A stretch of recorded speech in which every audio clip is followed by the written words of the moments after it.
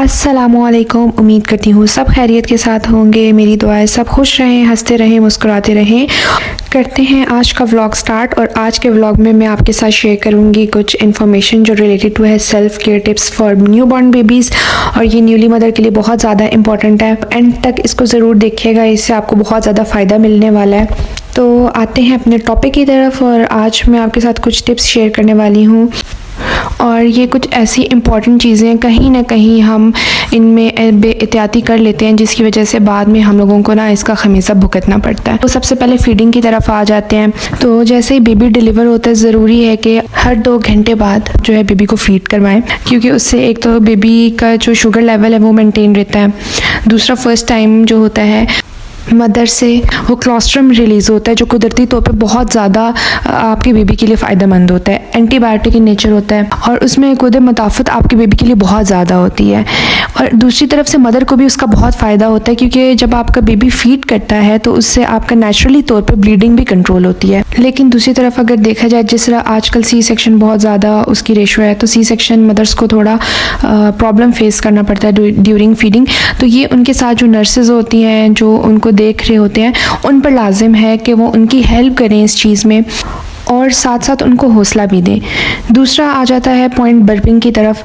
अब बर्पिंग क्या होता है, आम ज़ुबान में इसको डिकार दिलवाना कहते हैं। जब आप फीड करवा लेते हैं तो जब फीडिंग के दौरान बहुत सी गैसेस जो होती हैं वो बच्चे के अंदर जा रही होती हैं, तो अगर प्रॉपर बच्चे को बर्प ना करवाया जाए, इससे कॉलिक इश्यूज़ आते हैं, डिस्कम्फर्टनेस उसको फील होती है और कभी कभार बेबी के नाक और मुँह से दूध भी निकलता है। अगर इसका ध्यान ना रखा जाए तो वो सांस की नाली में भी जा सकता है, जिसकी वजह से बाद में बहुत ज़्यादा मसले बन सकते हैं। ज़रूरी नहीं है कि फ़ौरन आप जब बच्चे को फीड करवाएं तो एकदम से डिकार आ जाए।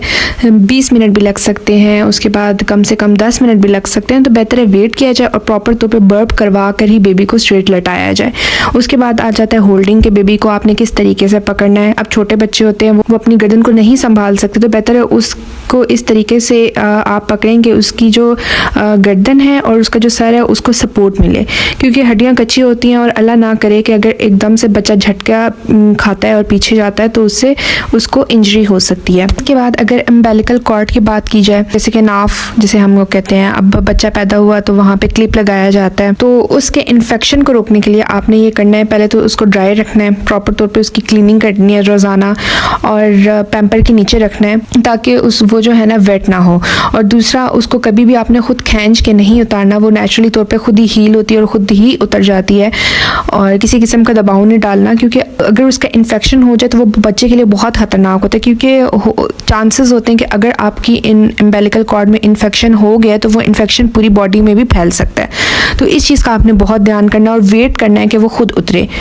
उसके बाद आ जाते हैं डायपर चेंजिंग पर। इसमें ज़रूरी है कि बच्चे का डायपर हर 4 से 6 घंटे के बाद चेंज किया जाए, क्योंकि जैसे सर्दियाँ हैं आजकल, टाइमली चेंज नहीं करेंगे तो हो सकता है वेटनेस की वजह से बच्चे को सर्दी भी लग सकती है। दूसरा, डायपर की क्वालिटी अच्छी हो ताकि बच्चे को रैशेज़ ना हो। नेक्स्ट पॉइंट है, जब बेबी की पैदाइश हो तो उसका बॉडी टेम्परेचर मेंटेन किया जाए। अपनी लेयर के अकॉर्डिंग आपने बेबी को ड्रेसिंग करवानी है। अगर आपने 1 लेयर पहनी हुई है तो बेबी को 2 लेयर्स पहनाई जाए। लेकिन जिस तरह के आजकल विंटर हैं तो इस केस में आपने बेबी को ज़्यादा लेयर्स पहनानी है, जिस तरह कंबल में रैप करना है, क्योंकि पैदाइश के वक्त इस चीज़ का ख्याल नहीं रखा जाता है, जिसकी वजह से बच्चे को एकदम ठंड लग जाती है। इसकी वजह से बेबी को सांस का मसला और डबल नमूनिया भी हो सकता है। तो इस चीज़ का बहुत ख्याल रखा जाए।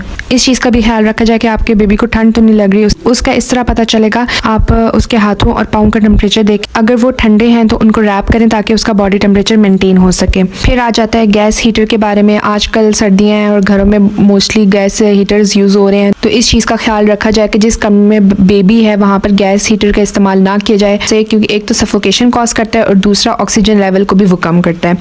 इसके बाद बच्चे की सफाई का आपने ख़ास ख्याल रखना है। कुछ हिस्से बच्चों के ऐसे होते हैं जहाँ पर आपको बहुत ज़्यादा ध्यान रखना पड़ता है और रोज़ाना तो नहीं, 1-2 दिन बाद उसकी लाजमी सफाई करनी पड़ती है, जैसे कि कान का पिछला हिस्सा आ गया, बगल का नीचे वाला हिस्सा आ गया, जहाँ पे आप पैम्पर्स करें वहाँ पे टांगों के दरमियान का हिस्सा आ जाता है, गर्दन का हिस्सा आ जाता है, पैरों की पाँव की जो उंगलियों के दरमियान का हिस्सा है उधर से सफाई की जाए, क्योंकि ये ऐसी जगह होती हैं जहाँ पर पसीना आता है। और दूसरा, जब बच्चा दूध फेंकता है तो वो मोस्टली कान के पीछे भी चला जाता है, और माएँ जब इस चीज़ का ख्याल नहीं रखती हैं तो फंगल इन्फेक्शन होने का ख़तरा होता है, और वो इन्फेक्शन का अगर प्रॉपर तौर पे ट्रीटमेंट उस टाइम ना लिया जाए तो ये बच्चे में बहुत ज़्यादा जो है ना मसला कॉज कर सकता है। तो कोशिश करें कि इन हिस्सों को आपने साफ़ रखना है। नेक्स्ट पॉइंट है जर्म्स प्रोटेक्शन। आपने अपने बेबी को जर्म से महफूज रखना है, क्योंकि बेबीज़ की इम्यूनिटी बहुत ज़्यादा कम होती है, उनका इम्यून सिस्टम उतना स्ट्रॉन्ग नहीं होता। तो इसी वजह से कोशिश करें कि जब आप अपने बेबी को टच करें तो सैनिटाइज़र का इस्तेमाल करें, ताकि रैशेज़ वगैरह ना हो, इन्फेक्शन फैलने के चांसेस कम हो। और बेबी को मुँह पर कभी भी प्यार ना करें। जिस तरह अगर आपको नज़ला ज़ुकाम वगैरह है, अक्सर जो है वो जर्म्स बेबी को ट्रांसफ़र हो जाते हैं, जिसकी वजह से सांस का मसला, चेस्ट इन्फेक्शन वगैरह बेबी के अंदर होने के ज़्यादा चांसेस होते हैं। जब कपड़े चेंज करें अपने बेबी का तो उसकी आंखें और बॉडी की एग्जामिनेशन प्रॉपर तौर पे करें। जिस तरह न्यूली बॉर्न्स बेबीज़ होते हैं उनमें जॉइंटिस बहुत ज़्यादा होता है, कि आइज़ एग्जामिनेशन करें कि वो ज़्यादा फैल तो नहीं रहा। उसके बाद आप देखें बेबी को कहीं रैशेस तो नहीं निकले हुए, और ये भी देखना होता है कि कपड़ों की वजह से उससे रेडनेस तो नहीं हुई हुई, कहीं पर इन्फेक्शन तो नहीं हुआ हुआ। इन केस अगर इस तरह का कुछ हुआ हुआ है तो उसका टाइमली चेकअप हो सके। इसके बाद है बेबी के मुंह की सफाई। अक्सर जो होता है दूध अंदर ही रह जाता है, जिसकी वजह से फंगल इन्फेक्शन हो सकता है बेबी को। तो जब आप फीड करवाएं उसके बाद ओरल वाइप्स मिलती हैं, अगर वो नहीं है तो मलमल का कपड़ा लेकर अपनी उंगली के गिर्द लपेटें और उसका मुँह साफ करें। अपने बेबी के लिए आप जो फीडर या पैसिफायर यूज़ करें उसको प्रॉपर तौर पर बॉयल रखा जाए। नेक्स्ट जो मोस्ट इंपॉर्टेंट चीज़ है वो है कंफर्ट क्लोथिंग। अपने बेबी को हमेशा जो है ऐसे कपड़े पहनाएं जिसमें वो कंफर्ट फील करे, आराम से टांगे हाथ पाँव मार सके। दूसरी चीज़, बेबी की स्किन बहुत ज़्यादा सेंसिटिव होती है, तो डायरेक्टली ऐसा कपड़ा उसको ना पहनाएं जिससे स्किन रैशेज़ हो। लाइक ऊन के ड्रेसेस होते हैं वो अपने बेबी को डायरेक्ट ना पहनाएं। नेक्स्ट, जो आप कॉटन बड्स यूज़ करें वो बच्चों वाले यूज़ करें, और कोशिश करें कि और जो कॉटन बड्स आप ले रहे हैं वो नरम हों और अच्छी क्वालिटी का भी हो। देन सबसे लास्ट जो मोस्ट इम्पॉर्टेंट है वो है बेबी मसाज।